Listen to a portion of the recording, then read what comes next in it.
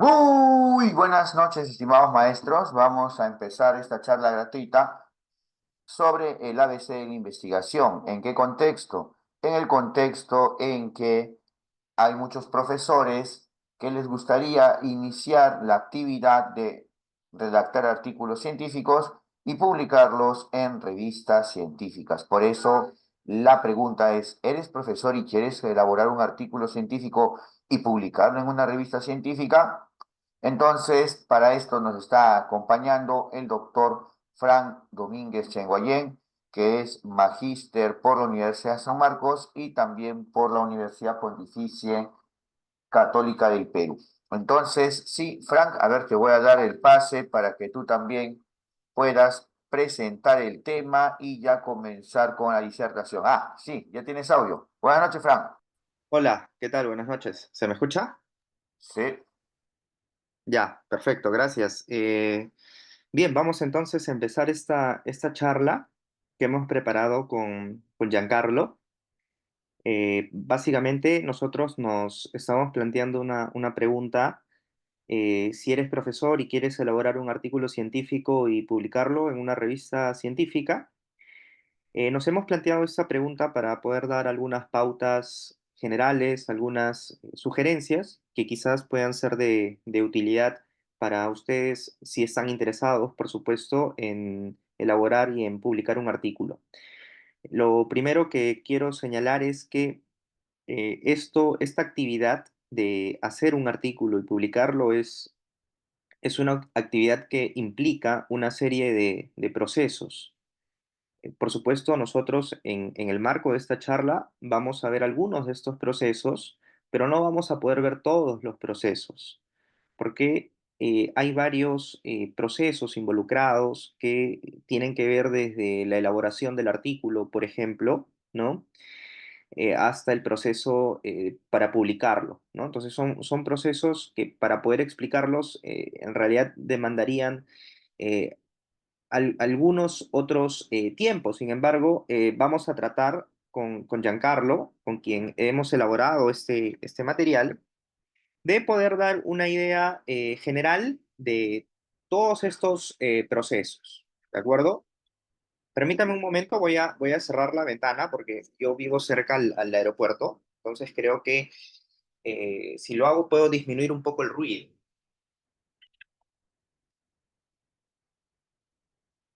Bien, entonces yo creo que ya podemos empezar. Hay algunas preguntas que hemos planteado con Giancarlo.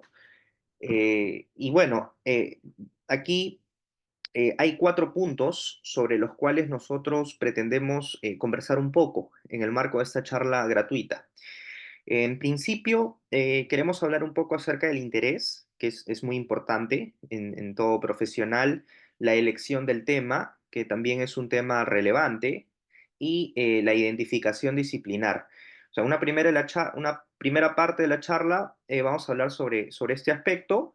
Hay otro aspecto también que es importante, que es el proceso de investigación general para un artículo científico. También está el artículo científico publicable y en cuarto lugar, dónde se publican los artículos científicos. A lo largo de esta charla gratuita vamos a discutir un poco estos 4 puntos para tener una idea.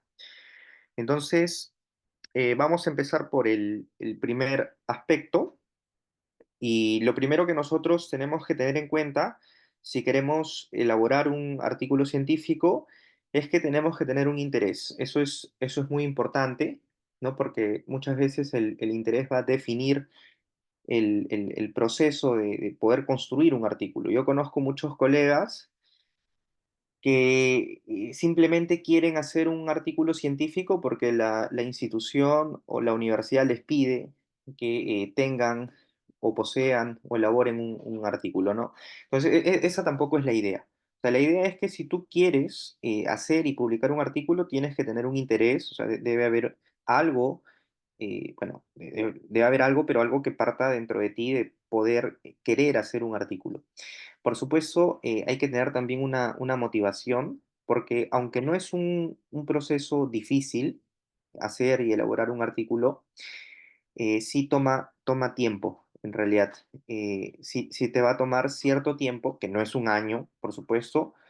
En mi experiencia como investigador, un artículo, o sea, elaborar, porque el proceso de elaboración es diferente del proceso de publicación, que ya lo vamos a ver, pero elaborar un artículo a mí me puede tomar un mes, por ejemplo, ¿no? A veces me puede tomar dos meses o 6 meses, incluso 9 o un año, depende también de la clase de artículo publicable que nosotros queremos hacer y depende, por supuesto, también de otras variables.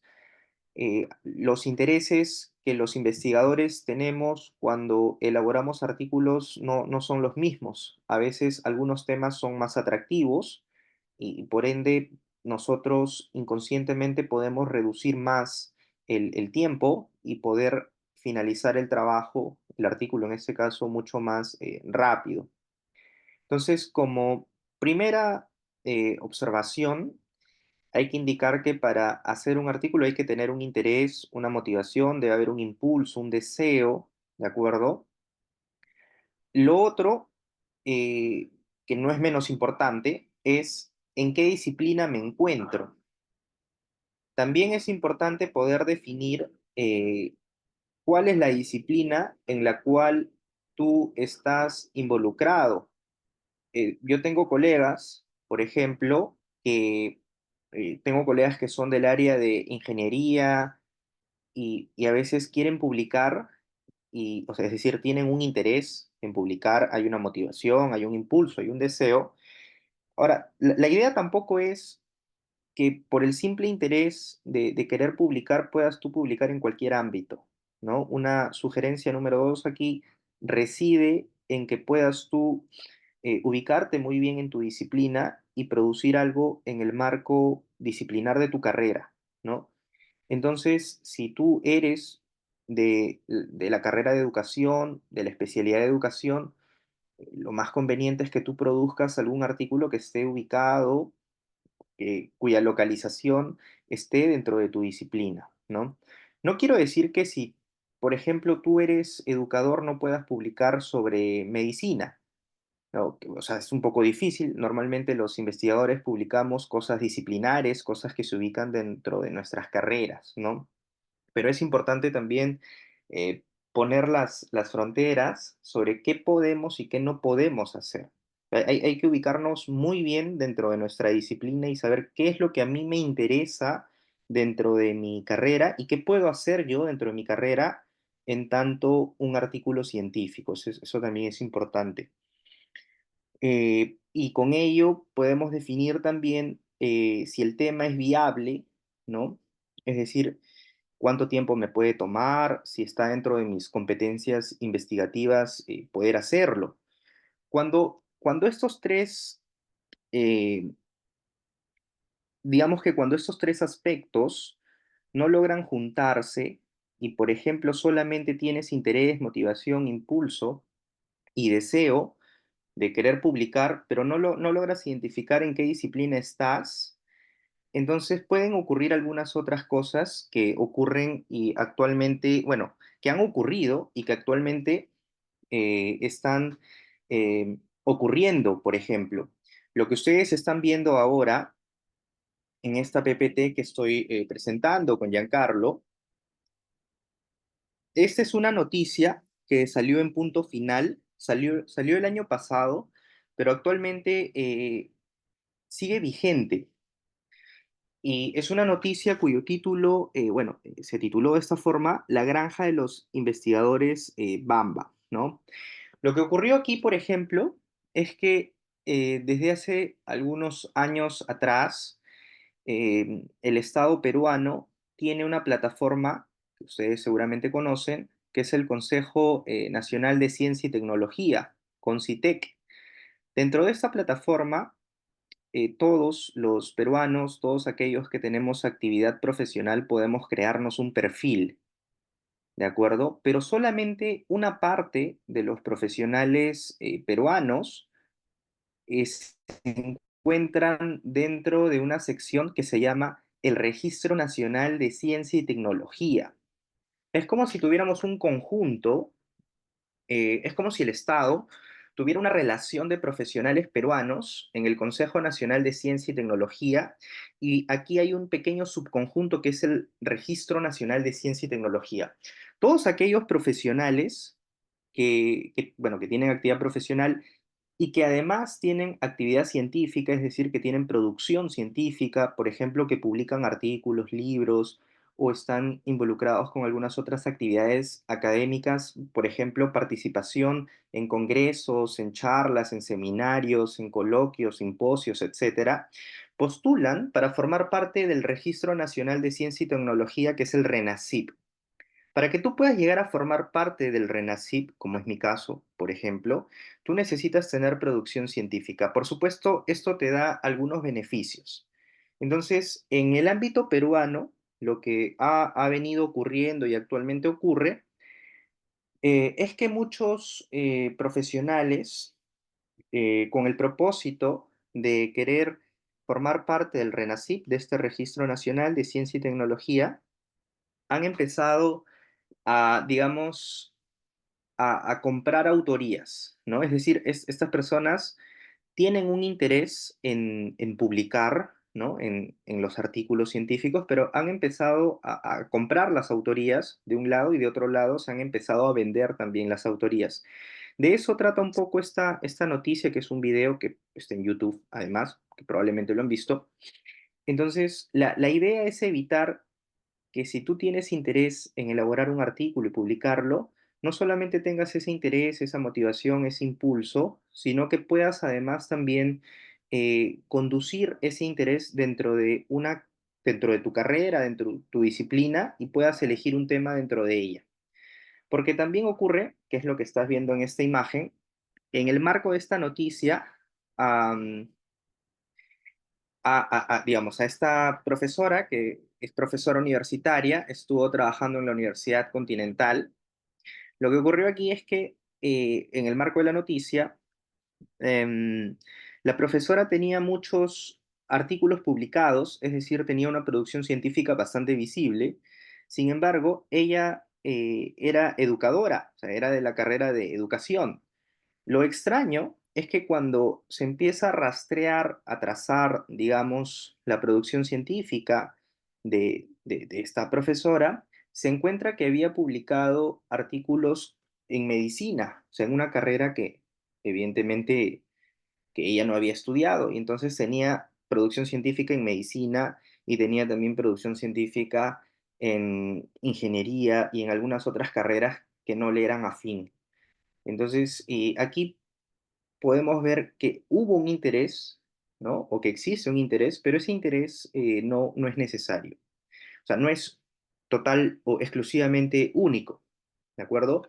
Además del interés, también es necesario que podamos nosotros ubicarnos, que lo que sea que vayamos a producir pueda formar parte también de nuestro marco disciplinar. Entonces, eso es para tener un poco las cosas más o menos claras. O sea, si tú quieres elaborar y hacer un artículo, una de nuestras primeras sugerencias es que tengas un interés y que ese interés venga acompañado de que puedas tú ubicarte dentro de tu disciplina y reconocer qué tema dentro de ella puedes producir, que es lo éticamente correcto, ¿de acuerdo?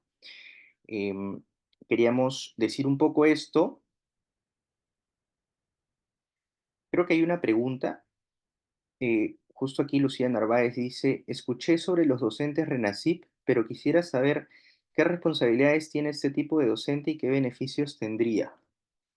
Eh, Hay muchos beneficios, el, o sea, el llegar a formar parte del Registro Nacional de Ciencia y Tecnología, RENACIP, te acarrea muchos beneficios, que lo vamos a hablar aquí en el marco de esta charla.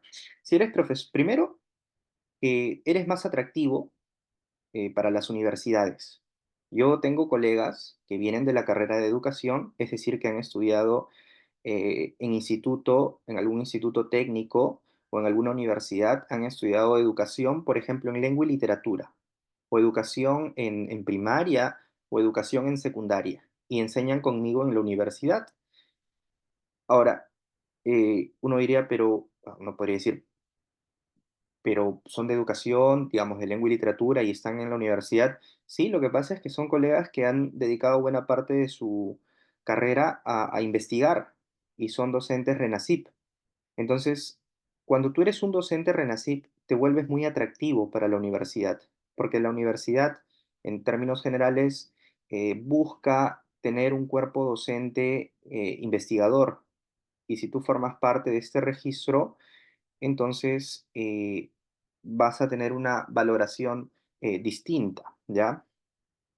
Luego vamos a hablar un poco de eso, de cuáles son los beneficios que puede, digamos, implicarte, ¿no? Formar parte de este registro. De lo otro que quisiéramos conversar aquí es sobre el proceso de investigación general para elaborar un artículo científico. Básicamente, hay que tener en cuenta que cuando tú elaboras un artículo científico, sigues un proceso de investigación que implica una serie de etapas o fases. Si queremos, podemos verlo esto en términos de 4 puntos bastante precisos. Toda investigación siempre surge en el marco de un problema. Siempre hay un fenómeno que nos llama la atención y un fenómeno que nos parece, por así decirlo, extraño, irregular, y esa irregularidad representa un problema. En el marco de la investigación, frente a esa irregularidad, tú propones una hipótesis, una posible explicación que te permita explicar o sustentar de alguna forma el problema. Luego tú asumes un método o sigues un método que te permita validar la hipótesis, que a su vez permitió de alguna forma resolver preliminarmente ese problema, y finalmente tú reportas los resultados. Entonces, la investigación que está presente también cuando tú elaboras un artículo científico, podemos verla en estos términos. Podemos verla en la investigación en términos de gradas, ¿no? Digamos que empezamos con un problema, luego seguimos con una hipótesis, vamos a un método y finalmente llegamos a los resultados, ¿de acuerdo? Em, por ejemplo, ¿no? Yo soy docente, al igual que ustedes. Algo que a mí me llama la atención, un problema, por ejemplo, yo algunas veces bueno, yo tengo varios salones y algo que yo noto es que todos mis salones no son eh, similares en el sentido de la asistencia de los estudiantes. Es decir, a lo largo de mi carrera he podido notar que algunos estudiantes son más regulares que otros, ¿no? Entonces, para mí, por ejemplo, digamos, me llama la atención, ¿no? Me causa incertidumbre que en algunas secciones los estudiantes sean más regulares que en otras. Ahora, claro, es posible que en algunas secciones falte uno o asista uno, pero imagínense ustedes que tengamos un salón de 20, 30 estudiantes en universidad o en colegio, más o menos, y de pronto, de un tiempo hacia adelante, empieza a ocurrir que los estudiantes faltan, por ejemplo. O sea, en el marco de la carrera de educación, eso es un problema. Por supuesto, nosotros podemos formular una hipótesis para explicar preliminarmente ese problema, ¿no?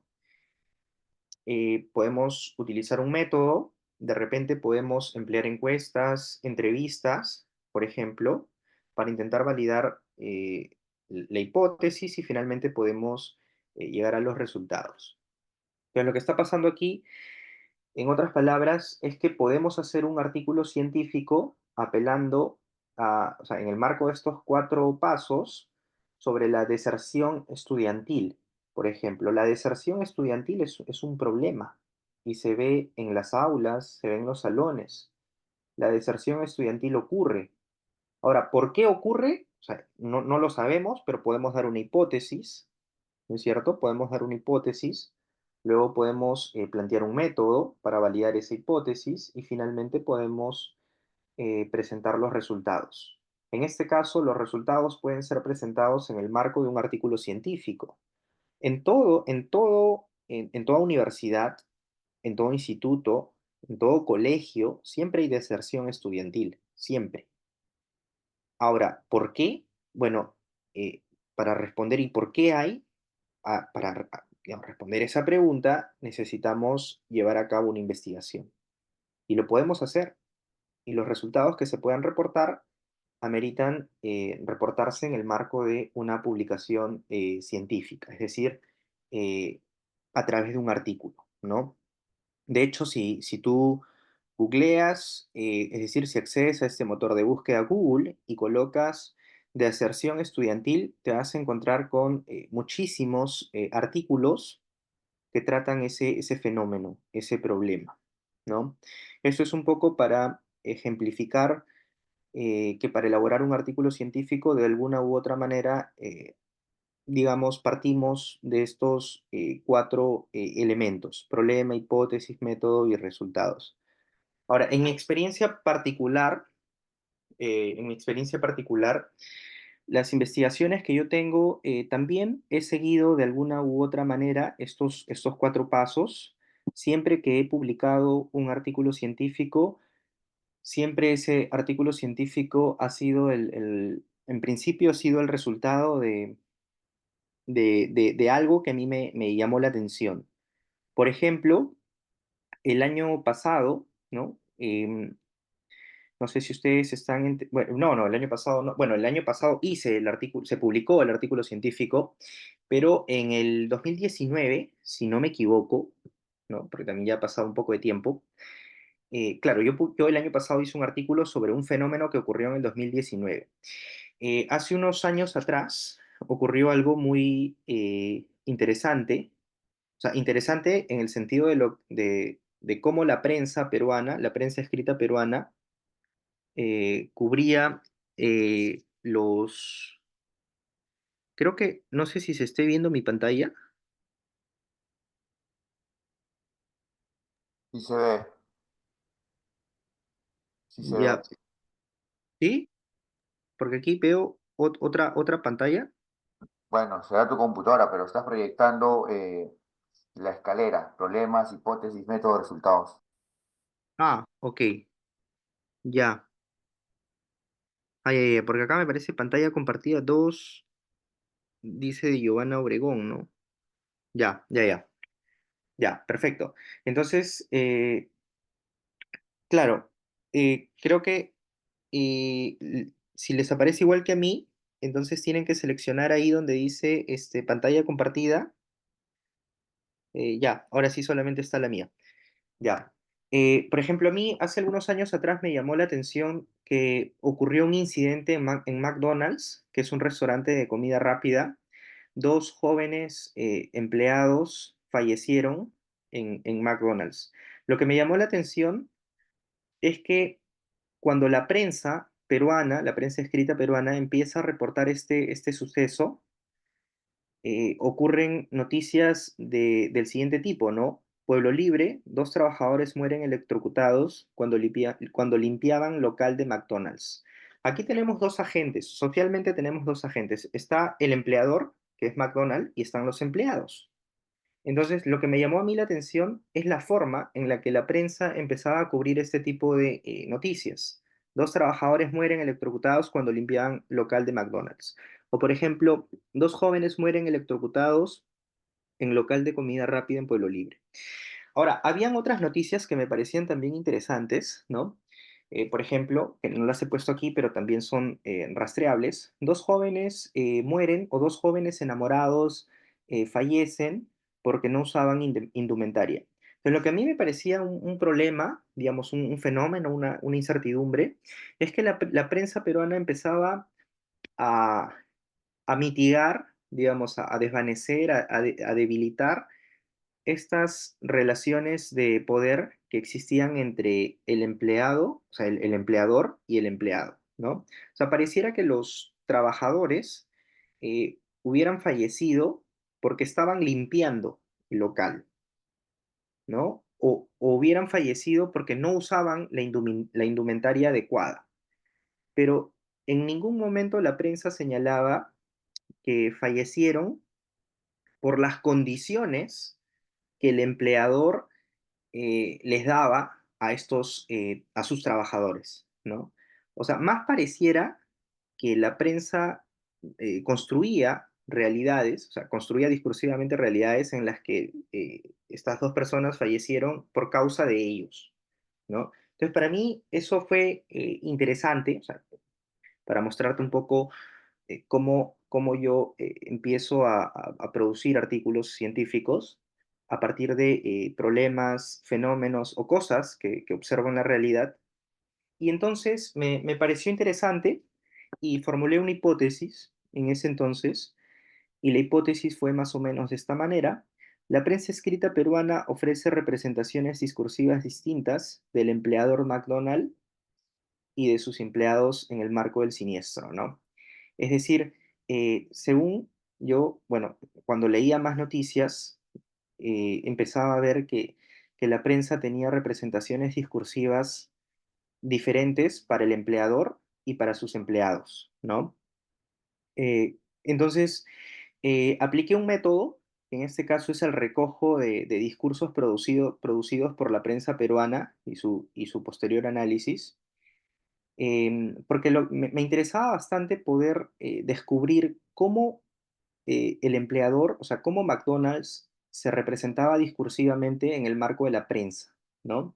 Entonces, porque muchas veces McDonald's aparecía como el lugar, ¿no? Es decir, dos trabajadores mueren en, ¿no? Pero jamás tenías discursos como McDonald's ocasionó, por ejemplo, la muerte de dos trabajadores, ¿no? O McDonald's tuvo responsabilidad en el fallecimiento, y además que habían otros discursos que en vez de llamarlos trabajadores, los llamaban jóvenes, es decir, le quitaban el carácter laboral a estas personas, o sea, no, probablemente para desvanecer un poco esta relación laboral y con ello la responsabilidad laboral que tiene también el empleador con el empleado, ¿no? Bueno, entonces partí de un problema, ¿no? De una incertidumbre, algo que me llamó poderosamente la atención, formulé una hipótesis, planteé un método que fue recoger discursos y analizarlos, y posteriormente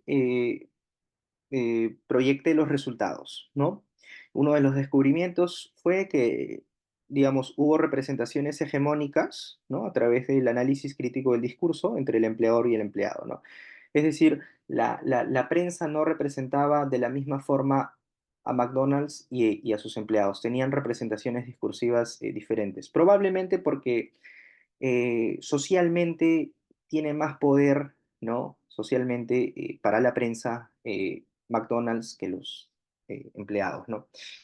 Entonces el resultado eh, fue este artículo científico, ¿no? El cual pueden ver ustedes allí, con mi colega Diana Conchacalle, que ella es de la de la Universidad Nacional San Antonio Abad del Cusco.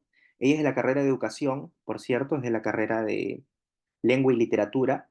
Entonces, con ella publicamos ese trabajo, lo publicamos en esta revista, cuyo nombre es Metáfora, Revista de Literatura y Análisis del Discurso. Es una revista que está indexada, entre otras bases de datos, está indexada a Scopus y está en el cuartil número 2, ¿no? Entonces, quiero mostrarles un poco el proceso, ¿no? El proceso de investigación general para un artículo científico. Por supuesto, hay diferentes formas de concebir, digamos, cómo puedes tú empezar a elaborar un artículo científico. Yo empiezo de esta manera, ¿no? Parto de un problema, formulo una hipótesis, planteo un método y finalmente presento mis resultados y eh, envío, termino ese proceso y lo envío a una revista y se publica. Bueno, en este caso se publicó, ¿no? Y de esa misma manera he seguido publicando, ¿no? Por ejemplo, aquí tengo otro trabajo que ha sido publicado con Diana, que es mi coautora, y con otro colega, que es Marco Malca, que en este caso es de la Pontificia Universidad Católica del Perú. Bueno, aquí, por ejemplo, este otro trabajo ha sido publicado en una revista española, una revista de la Universidad de Alcalá, Y está también en Scopus, este trabajo, que está en cuartil 3, es Metáforas, Representación Discursiva y Migración Venezolana en el Perú, hacia un análisis crítico cognitivo del discurso de la prensa escrita peruana. Pero es un trabajo que surgió también como parte de la observación de la realidad. O sea, me causó mucha sorpresa, y bueno, aquí hablo un poco en primera persona porque por algo soy primer autor también, porque les propuse a ellos el tema y lo trabajaron ya luego conmigo. Pero algo que me llamó o que nos llamó la atención poderosamente fue que cuando ocurrió la migración venezolana, empezamos a ver una serie de discursos hegemónicos, una serie de discursos que implicaban relaciones de poder entre, digamos, entre los migrantes y los no migrantes, ¿no? Relaciones de poder que se promovían por la prensa escrita peruana, ¿no?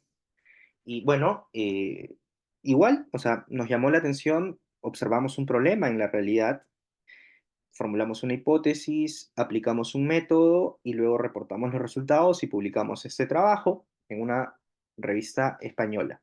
Y de esa misma manera he venido publicando una serie de artículos. Por ejemplo, esto fue publicado en una revista italiana, ¿no? Con mi colega también Diana, COVID-19, vacunación y discurso, diferenciación social en la prensa del Perú. También aquí, em, y si seguimos el mismo proceso, bueno, no solamente he publicado en español, también he publicado en inglés. Por ejemplo, ese es un trabajo para la editorial de Springer, que es una editorial muy famosa y que también los trabajos elaborados con este sello editorial también están indexados a Scopus.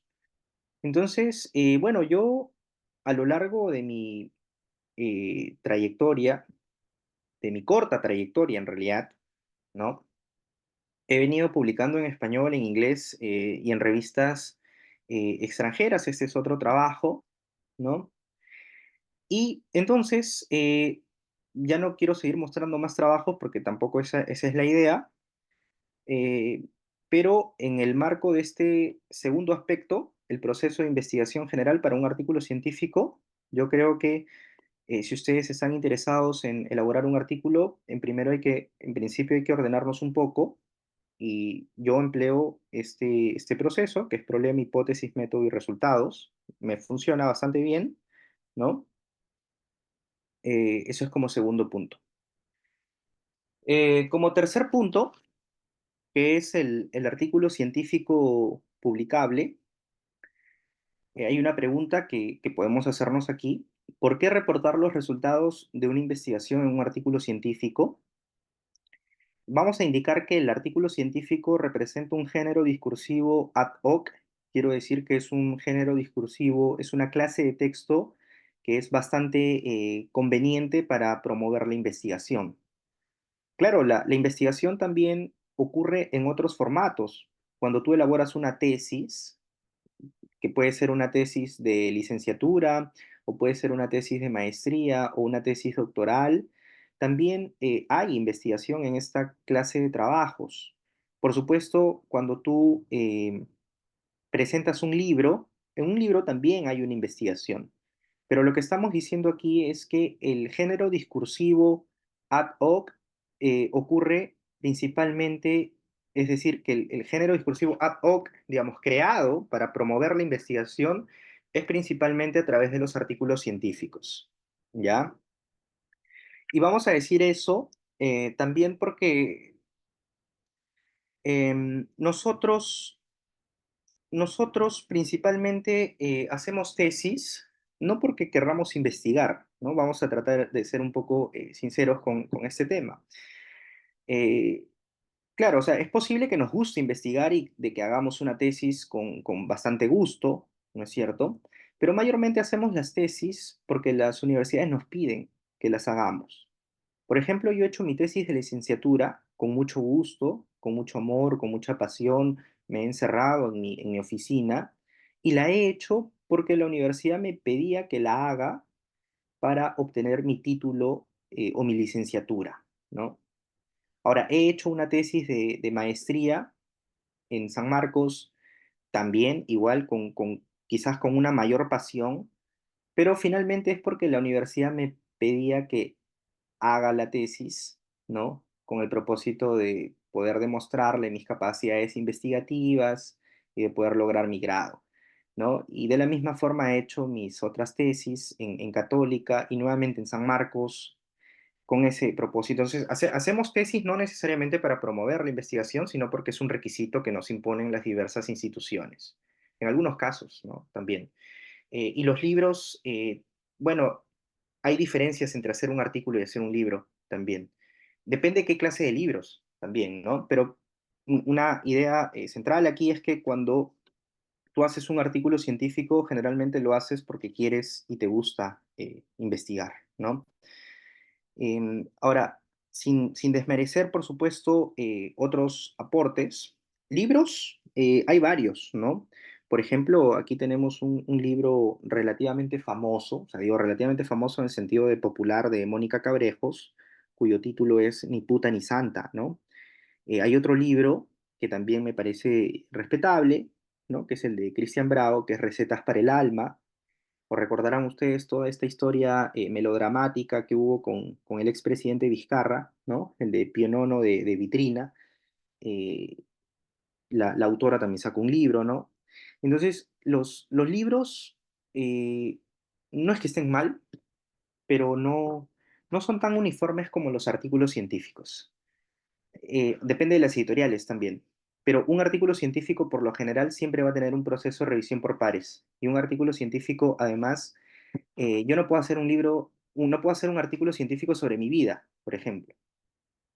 No tiene sentido. El artículo científico es eso, es científico, es un libro académico y con académico queremos decir que es un libro disciplinar, es decir, que está enmarcado dentro de una disciplina. Antropología, sociología, educación, lingüística, ingeniería, matemática, etcétera, ¿no? Entonces, esto es para entender un poco el por qué se reportan los resultados de una investigación en un artículo científico, porque es un género discursivo bastante conveniente para promover la investigación. ¿De acuerdo? Em, Ahora, hay algunas otras razones. Hay un prestigio también. Las personas que elaboramos artículos científicos y que los publicamos, lo hacemos porque hay un prestigio, forma parte de nuestra imagen académica, podemos alcanzar muchas cosas con las publicaciones. Em, es decir, tú, además de ser profesor, puedes decir, bueno, yo no solamente soy profesor, no solamente enseño en esta institución, sino que además también investigo, yo también hago ciencia desde mi carrera, desde mi profesión. Y el punto número C, que me recuerda una pregunta que hubo hace unos minutos, cuando tú publicas un artículo científico hay beneficios. El Estado tiene bonos, por ejemplo, hay incentivos, hay posiciones. Con CITEC, que es Prociencia, hay bonos para aquellos profesionales peruanos que publican artículos científicos. Hay apoyos también. Hay algunas revistas que te pueden cobrar APC, que es un cargo por procesamiento de los textos. Eh, Prociencia, es decir, Concitec, te puede pagar ello, por ejemplo. Ahora, en algunas instituciones privadas, principalmente universidades privadas, creo que también universidades nacionales, se manejan ciertos incentivos. Y además hay otras posiciones también asociadas a la producción científica de artículos científicos. Por ejemplo, está hay la carrera de docente investigador en diferentes escalas. Entonces, hay muchos beneficios que te puede acarrear el publicar artículos científicos. Bien, a ver, vamos, creo que, ah, creo que esto es lo mismo. A ver, permítanme. Ya. Ahora, si ustedes están interesados en publicar un artículo científico, hay que señalar aquí que hay diferentes clases de artículo también. Hablar de los artículos científicos en términos unitarios no es conveniente. Existe un artículo revisión, por ejemplo, que también se le conoce como Revisión Sistemática de Literatura, RCL, o Literature Review, ¿no? También están los artículos originales, que son aquellos trabajos que implican un trabajo de campo, es decir, un recojo de datos o un análisis de datos inéditos, Hay diferentes clases de artículos. Yo solamente estoy colocando dos, pero hay otras clases también de artículos. Cartas al editor, por ejemplo, es una especie de artículo. El ensayo también representa otra clase de artículo. Las reseñas, por ejemplo. Entonces, si estás interesado en publicar o en elaborar un artículo y publicarlo, tienes que definir, diría yo, en principio, qué clase de artículo. ¿Quieres hacer un artículo de revisión? Es decir, un trabajo que implique revisar diferentes trabajos, ¿no? Por ejemplo, o quieres hacer más bien un trabajo donde analices nuevos datos. Para darles un ejemplo, digamos que yo soy biólogo y estoy interesado me interesa mucho la contaminación en ecosistemas acuáticos, por ejemplo, y quisiera particularmente evaluar cómo ocurre la contaminación en lagos, por ejemplo. Y entonces yo quisiera saber, digamos, cómo ocurre o cuál es el grado de contaminación que puede existir en algún ecosistema acuático que puede ser un lago.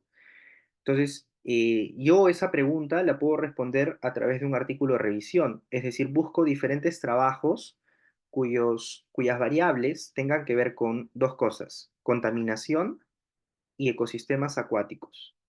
Me leo esos trabajos, que pueden ser unos 20, 25, 30 o más, dependiendo del alcance que yo quiera que mi trabajo tenga. Puede ser literatura en español, literatura en inglés, y puedo dar una respuesta más o menos actual de cuál puede ser el grado de contaminación que puede existir en los ecosistemas acuáticos, particularmente en los lagos. Eso sería más o menos un artículo de revisión, que implica, como su nombre lo indica, una revisión más o menos exhaustiva de la literatura. O puedo hacer un artículo original, ¿no? De repente no necesito leer tanto, simplemente lo básico, dos, tres trabajos.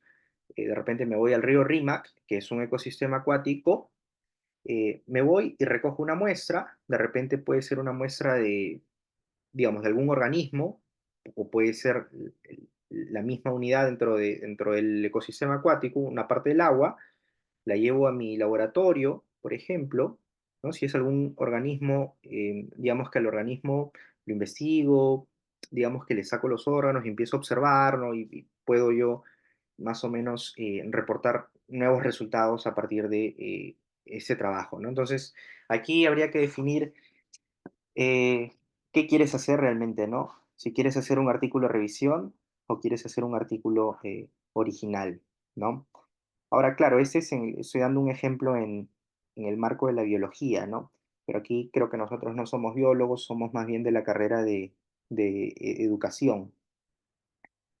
Bueno, de repente, digamos que quisiera estudiar la deserción estudiantil, ¿no? Entonces puedo buscar trabajos que tengan que ver con ese tema, si quiero hacer un artículo de revisión o si quiero hacer un artículo original, puedo identificar algún instituto, algún colegio y puedo aplicar mis pasos, ¿no? Y reportar nuevos resultados, ¿no?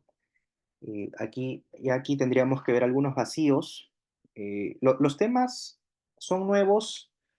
Si yo quiero hacer un artículo original, los temas pueden ser relativamente viejos o conocidos. La novedad reside en el lugar de estudio, ¿no? Puede ser que el tema de deserción estudiantil se haya estudiado enormemente, ¿no?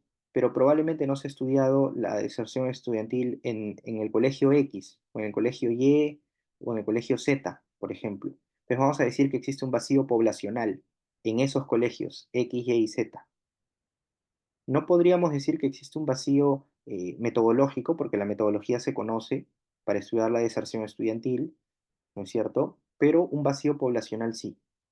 Entonces, aquí hay que identificar también qué clase de trabajo quieres tú tener o elaborar, ¿no? Ahora, ¿dónde se publican los artículos científicos? Evidentemente, los artículos se publican en revistas, en principio. Ahora, no en cualquier revista, aquí hay que distinguir aquellas revistas académicas o disciplinares de aquellas otras que no lo son. En nuestro medio, por ejemplo, revistas no académicas, Caretas, Somos, Cosas, etc. revistas académicas o disciplinares, las que hemos intentado mostrar aquí con Giancarlo, ¿no? Revistas que tienen que ver con disciplinas como antropología, por ejemplo, ¿no? Lingüística, educación, ingeniería, etcétera, ¿no? Los artículos científicos, entonces, se publican en revistas científicas o en revistas académicas o disciplinares, pero puedes publicar también los artículos en otros formatos. Por ejemplo, si tú participas en un congreso internacional, muchos congresos internacionales tienen contratos con algunas editoriales que están asociadas a Scopus. Entonces, el hecho de poder participar en un congreso con una ponencia supone o puede suponer en adelante que ese trabajo va a ser publicado. Es otra forma de publicar un artículo científico. En ese caso, le llamamos conference paper o artículo de conferencia, ¿no?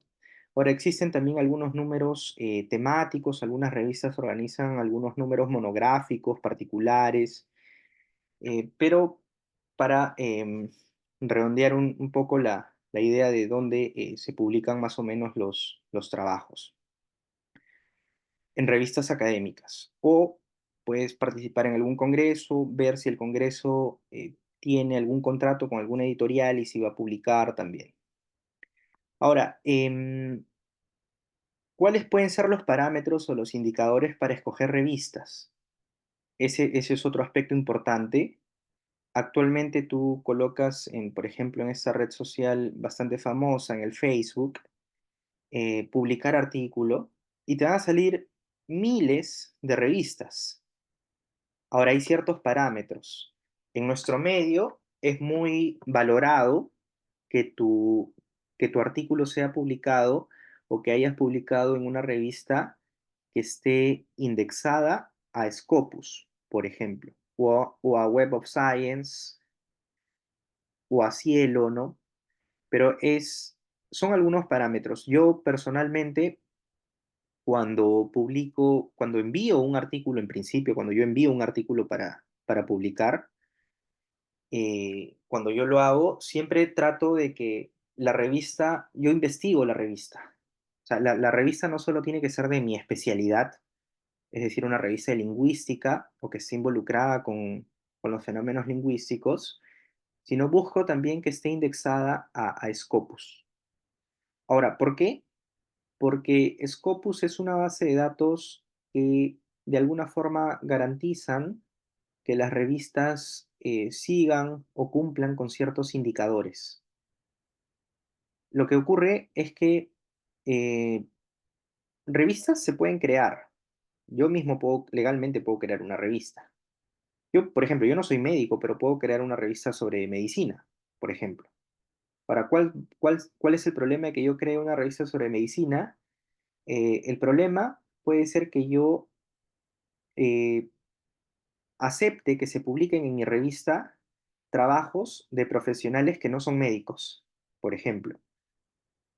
O puedo yo ser, incluso yo mismo puedo ser médico, pero puedo asegurar que se publiquen solamente los trabajos de mis amigos médicos. Entonces estoy haciendo que mi revista sea endogámica. Scopus, que es una base de datos, jamás aceptaría ese tipo de revistas. Scopus te pide, entre otras cosas, que la revista sea periódica.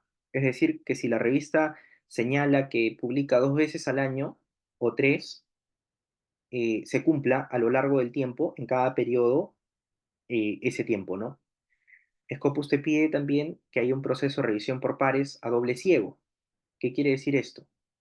Esto quiere decir que haya una plataforma que pueda mediar entre la persona, el autor que envía el artículo y las personas que están detrás de la revisión de ese artículo, que son personas ajenas a la revista, con el propósito de evitar, digamos, posibles subjetividades. Por ejemplo, si yo soy lingüista y tengo una revista, entonces de repente alguien envía un trabajo a la revista, ¿no? Y a mí no me cae esa persona. Y como yo sé que no me cae, evidentemente no le voy a aceptar el trabajo, pero mi revista está en Scopus, entonces esa persona va a querer publicar en mi revista. Para evitar esto, Scopus le exige a la revista que haya un proceso de revisión eh, por pares a doble ciego. Es decir, que la persona que envía el trabajo no sepa quién se lo va a revisar y que la persona que revise el trabajo del otro lado no sepa quién le envió el trabajo. De esa forma, si se rechaza o se acepta el trabajo, es por un tema más o menos objetivo. Scopus te pide eso. Te pide también que tengas un comité, eh, digamos, internacional, te pide varias cosas, ¿ya? Pero digamos que el hecho de que una revista forme parte de Scopus permite garantizar que los trabajos que forman parte de esa revista que está en Scopus son trabajos que han sido seleccionados sin ningún tipo de subjetividad, ¿no? Ahora, hay revistas que no están en Scopus, no están en Web of Science, y entonces tú puedes allí, no es muy valorable en nuestro medio. Yo, eh, mi producción científica básicamente está en revistas que forman parte de Scopus y principalmente en revistas extranjeras. ¿No? Entonces, eso por un lado. Ahora, ¿cómo ubicar las revistas académicas? Que creo que era una pregunta del chat. Creo que alguien dice aquí, ¿cómo se entran en contacto con las revistas? ¿Puedes hablarnos sobre las revistas indexadas? También hay otra pregunta, creo, de Gael. Dice, ¿cómo se clasificaría un artículo sobre una tesis de maestría? ¿Es posible un artículo sobre la tesis de maestría? Sí, claro. Ahora, las revistas se pueden ubicar a través de Scopus, por ejemplo, a través de Simago Journal, ¿no? Em,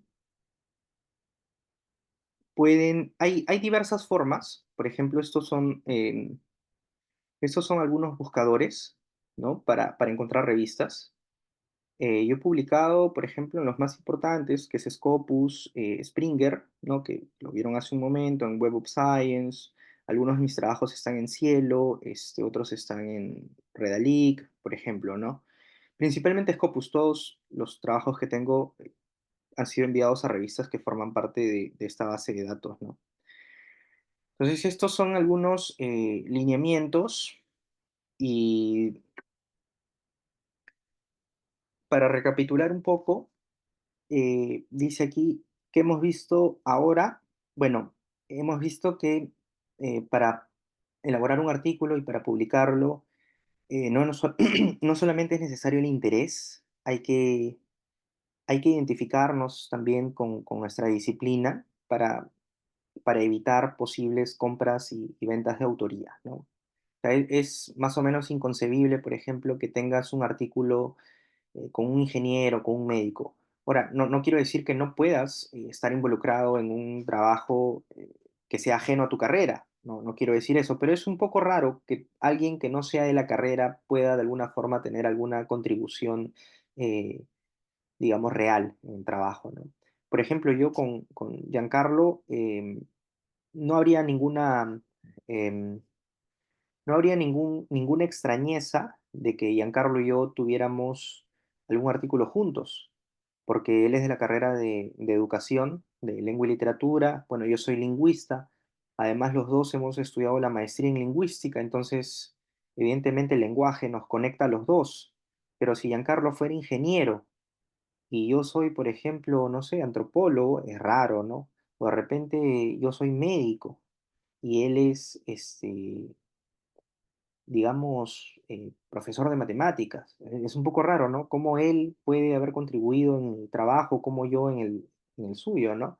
Entonces, el interés es importante, pero también es importante que los trabajos que formen parte de nuestro interés sean trabajos que estén ubicados en nuestro marco disciplinar, para recapitular un poco.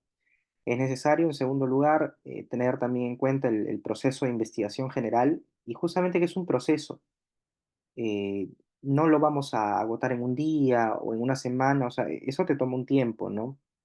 Te va a tomar un tiempo, ¿no? No es de hoy para mañana, por si acaso hacer un artículo, ¿no?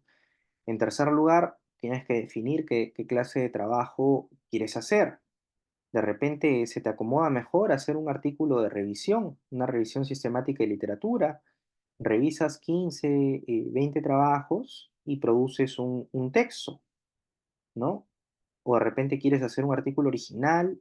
Ahora, original no es, un artículo original no es mejor que un artículo de revisión, ¿ah? El artículo original simplemente es original, o sea, tiene esa etiqueta en el sentido de que hay datos inéditos que son analizados, simplemente en ese rumbo, en esa línea. Y también dónde se publican los artículos científicos, en las revistas, no en cualquier revista, en una revista académica, que debe tener ciertos indicadores. Bueno, entonces, esto es para recapitular un poco. Ahora, bueno, evidentemente esto ha formado parte de una charla gratuita que hemos preparado Giancarlo y yo para ustedes, ¿no? Y hemos preparado esta charla también con el propósito de poder, digamos, dar los apuntes más generales que podemos sobre la elaboración de un artículo científico y sobre la publicación. En una próxima charla, nos gustaría más bien a Giancarlo y a mí, nos gustaría centrarnos en algunos aspectos ya más puntuales. O sea, ya sabemos que existen dos clases de trabajos o dos clases de artículos. Pues en una próxima charla quisiéramos hablar ya más puntualmente del proceso de elaboración de un artículo. Por ejemplo, de repente, oye, colega Frank, colega Giancarlo, yo quiero hacer un artículo de revisión. Quiero hacer un artículo de revisión, mira, los tiempos se me acomodan, tengo 2 meses, tengo 3 meses para hacer un artículo de revisión. Quiero saber la estructura.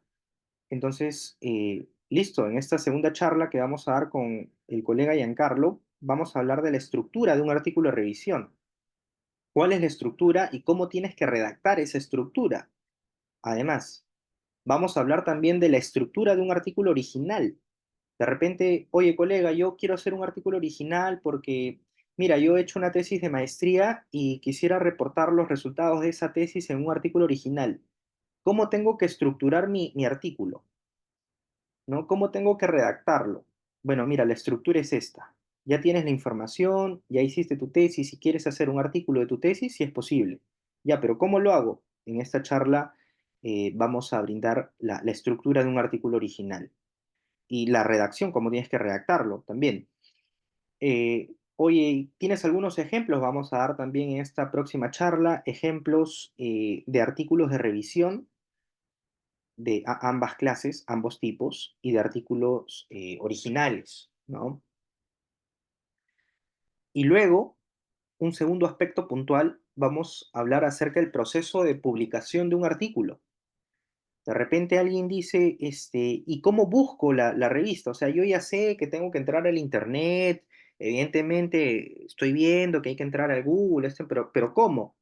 En esta segunda charla vamos a ver cuál es esa página y cómo tienes que buscar en esa página las revistas. Porque toma en cuenta que no es que, oye, yo ya tengo la revista, le envío el trabajo, yo ya tengo el trabajo y ya tengo la revista. Las revistas manejan tiempos o periodos en los cuales tú tienes que enviarles el trabajo, ¿no? Tú no puedes enviarle el trabajo en cualquier momento. Tú lo puedes haber terminado hoy día el artículo, pero no es que hoy día se lo puedes enviar a la revista, pero ya tengo la revista. Tienes que navegar dentro de la revista, hay secciones específicas para ver los tiempos que la revista maneja. La revista tiene un periodo o una convocatoria. En algunos casos la convocatoria es permanente, o sea, tú puedes, pero hay también algunos lineamientos editoriales que también hay que conocerlos. Entonces, en esta segunda parte de la charla, vamos a ver también el proceso de publicación de un artículo. Porque una cosa es, digámoslo así, por decirlo de alguna manera, una cosa es el proceso de elaboración de un artículo. Yo ya sé cuál es la estructura, me queda clarísimo cómo tengo que estructurar el artículo. Es más, ya lo he redactado, Frank, gracias a la charla, eh, pero no sé cómo enviarlo a la revista. Entonces, aquí vamos a ver búsqueda y selección de la revista. Vamos a identificar también la información editorial. Por ejemplo, hemos hablado de las normas APA. Las revistas, algunas siguen las normas APA y las que siguen las normas APA las siguen a su modo. Tú no puedes presentarle tu trabajo como tú crees que se debe de presentar o como te dice APA que se lo presentes. La revista tiene su propio formato. Eso lo vamos a ver también en una segunda charla. Y vamos a ver el envío del manuscrito a la revista. ¿Y ahí cómo le envío? Es un proceso sencillo, pero hay que verlo, ¿no? Y también aquí, que dice, ahorita lo corrijo, dice tiempo después del envío. Oye, ya le envié el artículo, ¿y qué sigue? Bueno, ¿qué sigue? Hay un periodo de espera, ¿no? ¿Y ahí qué hago? Ahí hay algunas cosas que tienen que preverse, pero entonces son algunos otros aspectos que vamos a ver en una próxima charla, ¿no? Creo que aquí dice, Exalto dice, hay revistas depredadoras. Sí, por supuesto, hay revistas depredadoras. De hecho, esa es una práctica que nosotros tenemos que evitar. Todos los artículos que yo he publicado, ya se los voy aclarando también, para publicar un artículo no es necesario pagarle a la revista. Yo, por ejemplo, desde que empecé a publicar, a hacer y a publicar artículos, yo no le he pagado a ninguna revista, absolutamente ninguna. Y he publicado en revistas españolas, en revistas italianas, he publicado, este es un conference paper, es un artículo de conferencia, un capítulo, que lo publiqué en una serie polaca, por ejemplo, es de Polonia, y lo publiqué en inglés, no he pagado absolutamente nada. Esto fue para la Universidad de Antioquía, tampoco, y así podría seguir mostrándote otros trabajos. No es necesario pagar para publicar. Ahora, es verdad que sí hay revistas predadoras que te cobran, pero no tiene ningún valor publicar en esas revistas, porque generalmente esas revistas no forman parte de Scopus. Y aun cuando formen parte, son luego excluidas.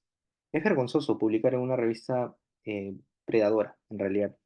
Es vergonzoso porque la revista no tiene un proceso de revisión por pares. Es decir, tú le puedes enviar lo que tú desees a la revista y la revista te lo va a aceptar. Tengo varios ejemplos que en una próxima charla se los puedo mostrar. Hay un ejemplo muy interesante, es una revista de ciencias de la salud y fue enviado un artículo de educación, por ejemplo. Y tú revisas la revista y te aparece un pago de APC. Es decir, a la revista no le interesa qué clase de trabajo le envíen ni de qué disciplina provengan, solamente les interesa cobrar. Pero es vergonzoso en realidad. Bueno, quizás por cuestiones temporales, de repente podemos absolver una pregunta, ¿no? No sé, Giancarlo, ¿cómo lo ves antes de eh, despedirnos? A ver, más o menos sería, he visto el índice que hemos preparado y que has mejorado más.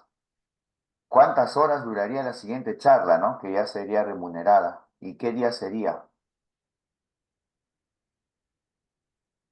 Yo creo que en 2 horas podemos cubrir la siguiente charla.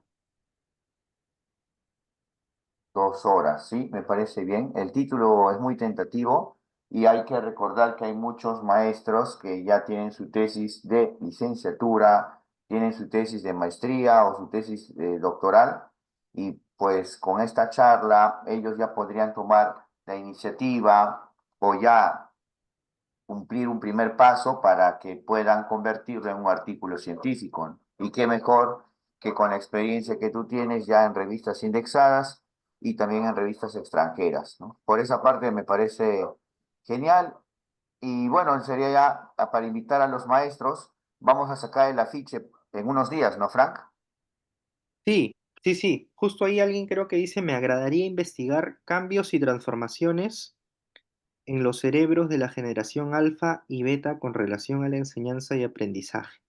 A mí me parece que es un tema excelente.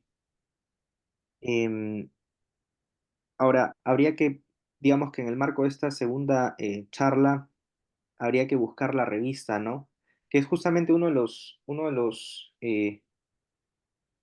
lo decías tú muy bien, estimado Giancarlo, todos aquí creo que hemos hecho tesis. Entonces, muy bien podríamos derivar una parte de nuestra tesis podríamos derivar una parte de nuestra tesis en un artículo científico, ¿no? ¿No? Podríamos derivar una parte de nuestra tesis, puede ser de licenciatura, ahora sí hemos hecho tesis de licenciatura y maestría, y bueno, digamos que en prospecto ya tenemos dos artículos científicos, ¿no? Aparte hay un detalle, Frank, ¿no? Más bien, si tienen esa iniciativa de comenzar a publicar artículos y como siempre se busca en las comunidades académicas, hay maestros que dicen que se apuntan para una charla. Sería bueno también que inviten a otros colegas, porque incluso entre ellos, colegas que tienen tiempo, que se ven más en el colegio, pueden investigar en pares o en grupos de tres y así colaborar con sus investigaciones y enriquecer los artículos y así también figuran como coautores y así se va ampliando la red de publicación y la red académica. Sí, de hecho, yo los animo a publicar en coautoría. Miren, yo, bueno, dicen que para muestra un botón, ¿no? La mayoría de mis trabajos son en coautoría, ¿no? Por ejemplo, este con mi colega Marco y yo, este otro con mi colega Diana, ¿no? También con Diana y con Marco. De hecho, Diana, usualmente estoy publicando con Diana porque compartimos un interés bastante fuerte en el análisis crítico del discurso y probablemente ella sea de la misma carrera de ustedes. Ella es de la carrera de educación y es de lengua y literatura eh, digamos, de San Antonio Abad del Cusco, ¿no? Entonces, yo quiero decirles que hacer un artículo y publicar es una cosa muy sencilla. Es algo muy, muy sencillo, pero sí tenemos que saber cómo hacerlo. Tenemos que saber cómo hacerlo porque contenido, información, todos tenemos. Todos hemos hecho una tesis, todos enseñamos en algún instituto, hemos observado cosas. Entonces, esa parte la tenemos. Probablemente lo que nos falte es una guía, digamos, es una especie de directriz sobre, ya, mira, acá está el contenido, cómo lo estructuro, Frank, eh, dónde lo puedo enviar, lo envías aquí, o sea, nos falta de repente, digamos, eso, ¿no? Ahora creo que Giancarlo me preguntan también, no sé, ahí vi un comentario que dice, disculpe, la clase quedará grabada. Gracias, creo que tú manejas esa información, Giancarlo. Sí, para los maestros que nos están viendo, esta charla gratuita está siendo grabada y lo voy a subir en mis redes sociales. ¿Para qué? Para que se difunda y pues tengamos mayor acogida. Recuerden que mientras más crezca este tipo de contenido, mientras más crezca este tipo de nicho de investigación, pues podemos crecer todos y aprender. ¿Ya? Esa es la idea. La clase grabada de la charla pagada también es grabada, todo se va grabando.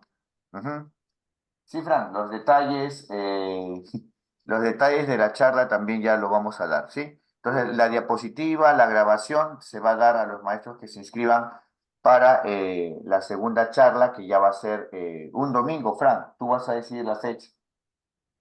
Sí, creo que em, me parece que habíamos estado conversando, a ver, voy a abrir mi almanaque. Me parece que estábamos programando para el 20, ¿no? El 20 de octubre. Sí, la próxima semana ya, para Bien, que tengamos tiempo de tal vez disponer nuestro tiempo, ordenar nuestras agendas y poder asistir. claro. Bueno, habría que, no sé, de pronto preguntarles a los colegas si he visto ahí que algunos están interesados.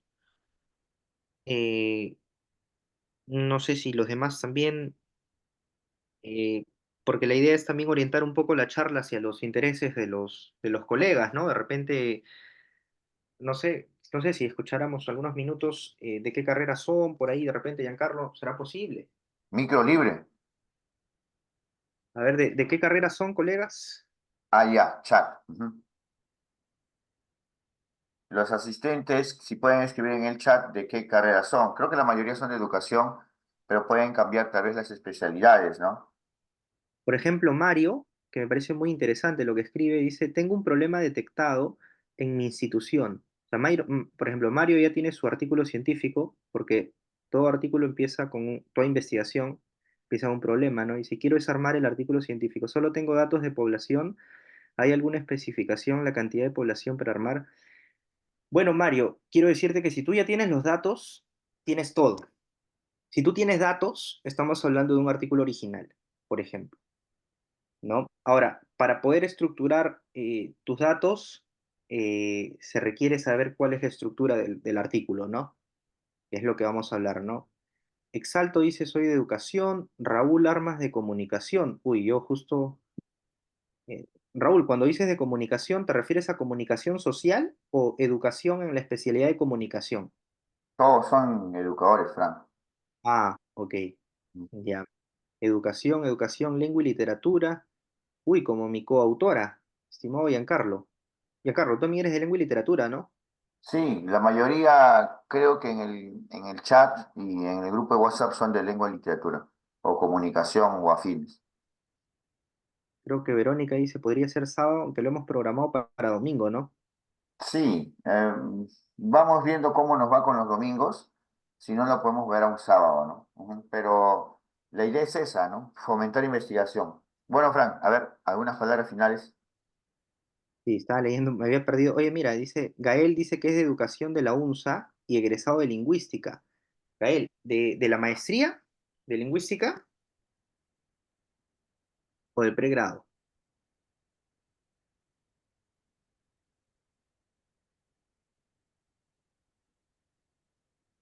Ah, pregrado, dice. Bueno, Gael, estamos entonces entre lingüistas. Pero recuerda que tu público objetivo somos educadores, somos más. Claro. Bien, estamos quedando entonces para el domingo, ¿no? Sí, sí, ¿no, Giancarlo? Sí, más bien elaboras el afiche y ya lo vamos compartiendo por redes sociales. Ujú. Ya. Bien, colegas, entonces vamos a elaborar el afiche con Giancarlo. Ya saben que esta vez sí se ameritan inscripciones con él, ¿de acuerdo? Eh, entonces así quedaríamos. Nos Muy bien, vemos. entonces, las diapositivas y los videos es para los que se inscriban. Apenas Frank termine el afiche, yo voy a difundir por redes sociales, ¿no? Ahorita más bien creo que vamos a hacer ya una finalización de esta charla e invitarlos para la siguiente y que crezca este tipo de ambientes académicos para que nosotros podamos crecer profesionalmente. Ujú. Así es. Muchas gracias, Giancarlo. Muchas gracias a todos y a todas. Quedamos para el domingo entonces. Ya les Nos mandaremos el... vemos. Nos vemos. Ujú. Saludos. Sí, saludos, nos vemos. Nos vemos. Cuídense.